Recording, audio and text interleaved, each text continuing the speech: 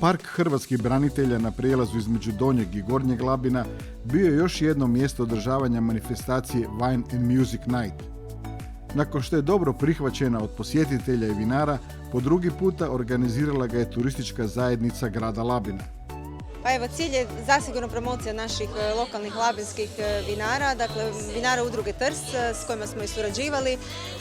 Po drugi puta evo sad smo pozvali i destileriju Krulčić iz Pazina sa svojim rakijama, kao i žminjski škartoc koji nas je posjetio i ovaj put, a s nama su i labinska bira Labona. Bilo je u planu samo jednom u ovoj sezoni organizirati Wine and Music Night, međutim evo na zahtjev naših građana i svih u okolici odlučili smo ponoviti manifestaciju. Ovo je drugi po redu Wine and Music Night ovdje u Parku hrvatskih branitelja. Vidim da je puno ljudi, puno domaćih, puno turista, jedna ljetna ugodna večer i nadam se da ćemo idućeg ljeta imati još više ovakvih događaja u jednom opuštenom ambijentu koji možda godinama nije bio otkriven, a danas je očito po broju ljudi možemo reći puni pogodak i vjerujem da će i naši vinari kojih ima sve više sa područja Labinštine uspjeti danas svima pokazati koliko novoga nude, koliko je ovdje na istočnoj obali Istre vinska scena ojačala. Posjetitelji koji su u park stizali sa svih strana kako je vrijeme odmicalo, mogli su uz čašu po cijeni od 50 kuna kušati sva vina prisutnih vinara sa područja Labinštine, članova udruge vinara i vinogradara Trst. Ova manifestacija je pun pogodak, to se pokazalo prošli mjesec kad smo bili prvi put. Odmah smo se usaglasili sa turističkom zajednicom da idemo i u ovom mjesecu, a plan za iduću godinu je raditi ovu manifestaciju 3 puta. Raditi je u 6., 7. i 8. mjesecu.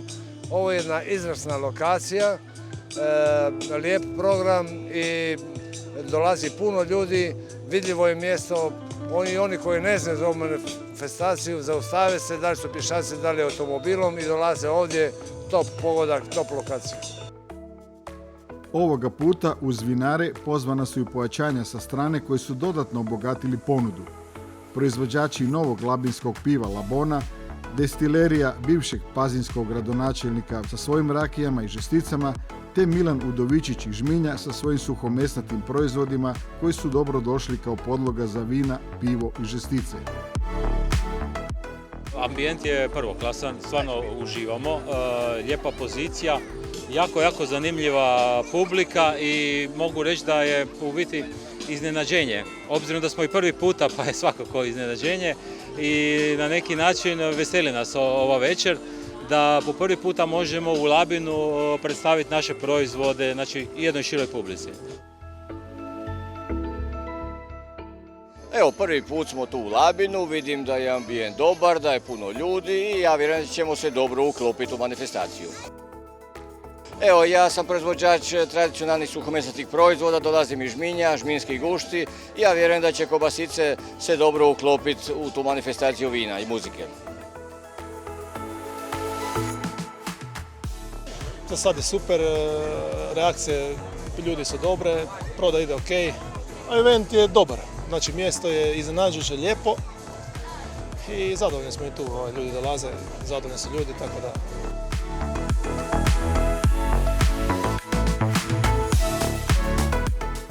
Ljudi su i dalje dolazili, bilo je i stranaca. Društva su se okupljala, razgovaralo se uz čašu vina do kasno u noć, sjedeći na balama slame uz drvene palete ili stojeći uz visoke stolove.